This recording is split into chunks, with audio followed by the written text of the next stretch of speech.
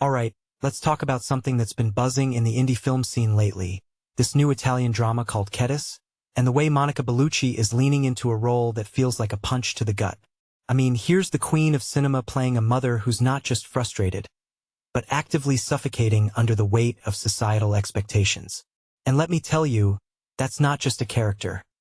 It's a mirror held up to a generation of women who've been told to smile through their suffering. What makes this really interesting is how Bellucci's character isn't the villain here. She's the victim of a social role, as she put it, and that line alone makes me want to dissect the entire concept of perfect motherhood. Because let's face it, we've all seen the tropes. The nurturing mom, the selfless caregiver. But this is a woman who's literally eating snacks in front of the TV while her son rebels. That's not just laziness. It's rebellion. It's a middle finger to the idea that women should be perpetually available, emotionally stable, and quietly suffering for the sake of family. Now, I want you to imagine this: a 16-year-old boy in Palermo in 2012, the same year Silvio Berlusconi was still clinging to power like a man possessed. He's listless, directionless, and then he meets this girl named Ketty. Their friendship becomes this little bubble of freedom, a refuge from the judgmental eyes of adults. But here's the kicker: their bond is constantly under threat because of the mother.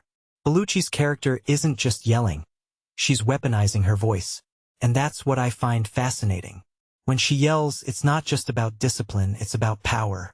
It's about a generation of adults who can't comprehend the chaos of youth. And honestly, that tension feels even more relevant now. We're in an age where Gen Z is screaming for autonomy, and older generations are doubling down on control. This film isn't just about 2012. It's a time capsule for today's generational wars.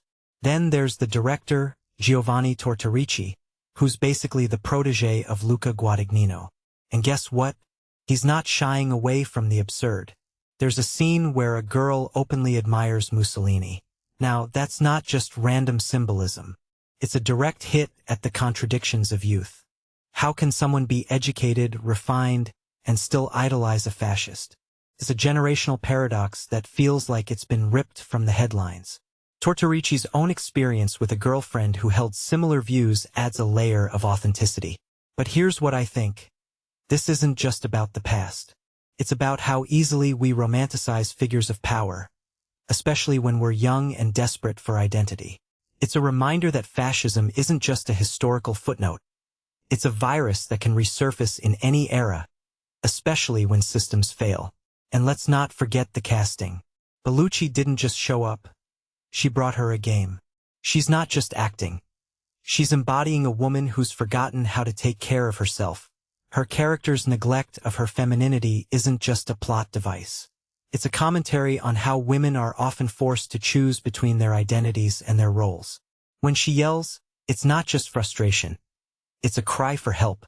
But what's even more haunting is the implication that this isn't just a fictional character.